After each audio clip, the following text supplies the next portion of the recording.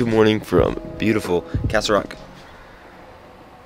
Why do I always spill my coffee? Literally ask Chris. I feel like 85% of the time that I have coffee, I spill it. We're in Castle Rock, Colorado, not California. Why would you even think that? And just inside of this door where we're visiting with family is about $2,100 worth of buy cost inventory, because yesterday we went and spent the whole day reselling, and I wanted to talk about it with you guys and just recap what happened and the main takeaways that we had, because I think there's a lot to learn from just a single day reselling, especially if you're a newer reseller. So we're in Castle Rock this week visiting with some family, and in Castle Rock there's like this big outlet store that is right in between Castle Rock and Denver. It's like only 10 minutes away from here, and there's a ton of outlets, and I was planning on honestly going to some of them. Didn't end up having enough time because of what we'll get to. If you want to see me do some videos on outlet reselling, I'll definitely be interested in doing that. But yesterday we went to 4 total stores. I actually was able to film 5 videos because one of them is not just like a vlog, one of them is kind of a how-to. But the first store that we went to, we got to honestly a little bit later than I wanted to. We got to TJ Maxx at around 9:30, 10 o'clock. But this TJ Maxx was connected with a home goods store. I honestly don't normally resell home goods, especially if it's standalone. I never really go in it. I do go in it when it's TJ Maxx because that's normally where they keep some of the home decor, sometimes the journals, but I haven't been finding journals anywhere at TJ Maxx's, and I never find journals when there's a TJ Maxx connected with the home goods, and journals are one of the main ways that I make money at TJ Maxx, so that's kind of annoying. But they also have normally like the pet stuff in the home goods section. But TJ Maxx turned out to be pretty profitable overall, and the main takeaway from that was the video where I exclusively used SellerAmp, which is normally for online arbitrage, but they do have a mobile app that you can use if you get Test Flight on Apple phones because it's still in beta. And I went into that video being like, oh, this is gonna suck, it's gonna take so long to source, and it did take longer to source. Obviously I don't have any experience using this app, but after I kind of got the hang of it, there's so much more information in SellerAmp than there is in Spotify 2 just on the one page. You just have to scroll instead of clicking into different areas and then leaving Safari, coming back to Spotify 2, going to Amazon Seller Central to try to get ungated. All that you can pretty much do, including seeing Keepa charts, historical data, who's on the listing, are there potential IP claims. You can see all that with SellerAmp. I would recommend checking out that video if you want a full in-depth review, or if you just want to pick it up. It's so much cheaper than Inventory Lab 2, and so honestly, that helped me realize what's probably best for you as a beginner if you're just getting into Amazon is not potentially Inventory Lab. If you're starting to do some volume, you might want to do that, and then you can get Spotify 2. But honestly, when I was at the later stores, which we'll get to, I was reselling with SellerAmp as well as Spotify 2, especially if it's new brands that I've never sold before, because there's just so much more information on that first page, and I'll still put in the buy lists on Spotify 2, which makes life really easy. All that to say though, if you're just getting started, you probably don't need an inventorying system like straight off the bat, especially if you're just learning to source items, which is the most important part of reselling. Maybe besides the financials, number stuff is really important, and managing your money, because if you can't manage your money well, you're pretty much screwed in any business that you do. But if you're just starting to learn to sell on Amazon and you want to get a third-party software, I've used Scout IQ before, which is created mostly for booksellers, and I don't really use that anymore because I only really used it for the Keepa integration, and that is, I think, $14 per month. Inventory Lab, which has Spotify 2, which is a great sourcing app that I love to use, is $49 per month, but I think that's totally worth it because of the inventory software that's in there, being able to send in shipments in a really easy way. Like, I don't mind that at all. It's $40 a month if you pay for it annually. Obviously, you need to be making some money to fork up that $500 up front. But then you also have to pay for Keepa if you're wanting Keepa charts connected to Spotify 2, which I do. So I pay essentially $75 every month to source, and you don't need to do that when you're getting started. I would just get SellerAmp because I was blown away. Let me see exactly how much it costs. Monthly, the cheapest one is $17 a month. If you pay yearly, it's only like $14.13 a month. You get 1 phone install and 2 Chrome extension installs, which makes life so easy because for $17 a month, first off, it's cheaper than Keepa, and you get Keepa. The only thing that I say I would be missing is the Keepa data section, which shows like buy box statistics. So is the buy box being shared? But even within SellerAmp, they have something that says, does Amazon share the buy box?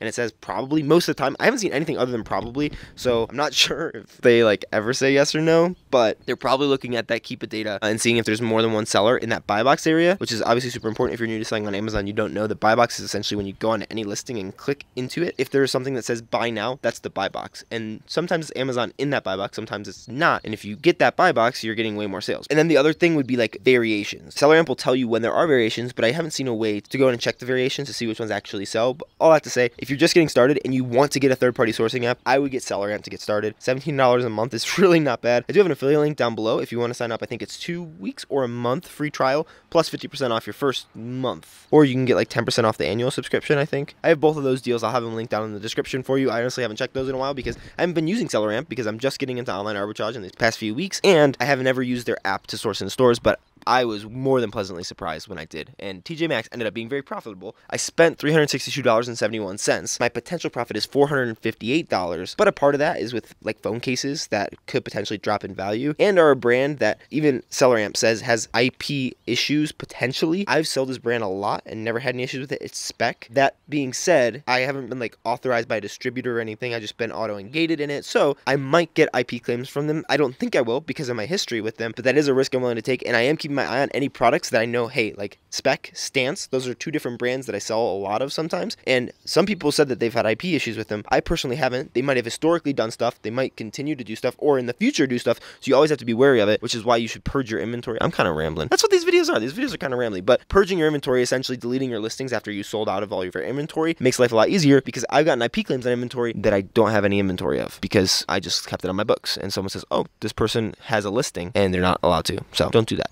After I finished up TJ Maxx, literally right next door, there is a new store in the TJX family of stores that I went to, which is awesome. TJX owns Home Goods, TJ Maxx, Marshalls, and then this store, which is called Sierra Trading Post. This store is a freaking goldmine for me. If you've watched me for a long time, you know that when I was in Florida, as well as pretty much all of the Southeast, I loved Academy Sports and Outdoor, and that's because it's a sports and outdoor store. That's my type of store. That's what I like to do myself. That's what I like to sell. And if you're getting started on Amazon and you're not finding things, don't try to replicate what other people are doing on Amazon. Go and shop the areas that you're interested in because you'll be able to find profit there because people are buying it and people are arbitraging every single category that you can possibly think of. So if you're interested in something, go and start there when you're starting on Amazon instead of trying to just start with maybe what I'm doing because you won't be as interested, so you'll burn out faster because I'm interested in sports and outdoor stuff. So this store I was able to spend 4 hours in. Now it's Sierra Trading Post. It's a TJ Maxx Marshalls for just camping, nice outdoorsy clothing. I went in and actually bought some shoes there for myself because Carissa recommended that because I needed some new trail shoes and saw the prices, was blown away and stoked. And so I went back, ended up spending $1,662.85, which actually isn't the case because I ended up also getting 10% off because I applied for the TJX card, which I was pretty much just waiting until I got a 4-figure day at TJX where I was spending over $1,000 on one of their stores because you get 10% off initially and then 5% off every subsequent time that you go. I might have to review that TJX card. If you guys are interested, let me know down below. I should be getting it honestly in the next maybe like 3-ish weeks because it's getting sent to Florida where my residence is, and then I have to get it shipped back to me. But the thing that I loved about that is there were only 44 SKUs in that $1,600, which means I'm averaging about $40 per SKU, and I didn't buy a lot of items per SKU, like maybe averaging like 3 or 4, meaning I'm probably close to averaging $10 to $15 of purchase price for those items. And the more that you can spend on items that have the same rank and the same return on investment, the better it's going to be for you because you have to sell less items to make more money. Obviously, selling less items is easier than selling more items. It depends on obviously the volume of the listing, but in arbitrage, specifically retail arbitrage, which is what I do, go into stores, you can't always find the most inventory. There were things that I'm like, man, I wish I could buy 50 or 100 of these,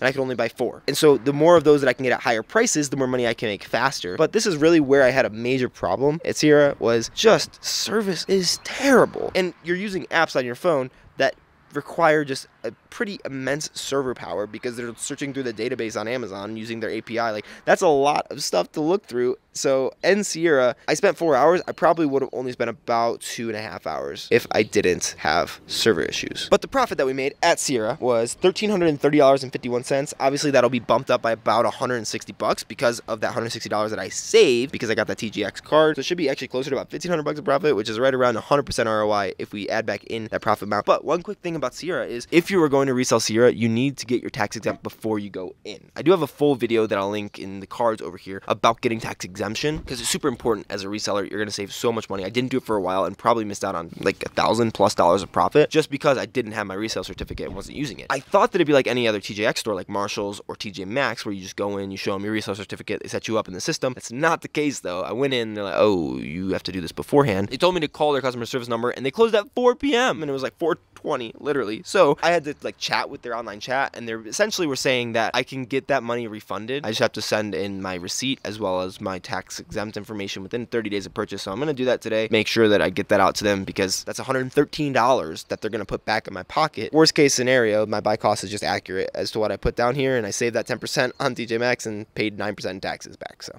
you live and you learn, but if you want to go to Sierra, make sure that you go online and send your information to their customer service portal. It takes 2 to 3 business days and then you'll be able to buy your inventory tax exempt. At this point, I had spent about 6-ish hours reselling, but I was already at like $1,700 of profit. And so I'm doing what, $300 of profit per hour pretty much, which is amazing. I did get a comment on a recent video. I think I saw it might have been deleted, but it was essentially like on a video where I put like I made $200 per hour at Walmart or something like that. I don't like when people say that because you need to go and do that all day. And I was honestly like, I could. I just kind of didn't. And I think that this day will kind of prove it because I went to 2 more stores and neither of them were good. It was a Ross and a Walmart. Ross has been terrible for me. Walmart wasn't good because I'm still waiting on inventory from the previous Walmart swing that I did to get into Amazon, which are like replenishable products, and sell, because one of my shipments got in, but the one that has all my replenishable products says that it was received and then it went back to ship status, and now it's finally receiving. I checked it this morning, but that just means that before yesterday, none of that inventory got in, so I couldn't see how fast it's going to sell to know how much to rebuy. Luckily, I should be able to find it at any of these Walmarts here in the Denver area, so I'm not super worried about it, but that was just a little bit annoying, and that amounted to Ross only being able to spend about $80 and profit $63, so 75% return on investment, just over that. Hey B, what's going on, buddy? Thinks this is a flower. This is not a flower. Nope.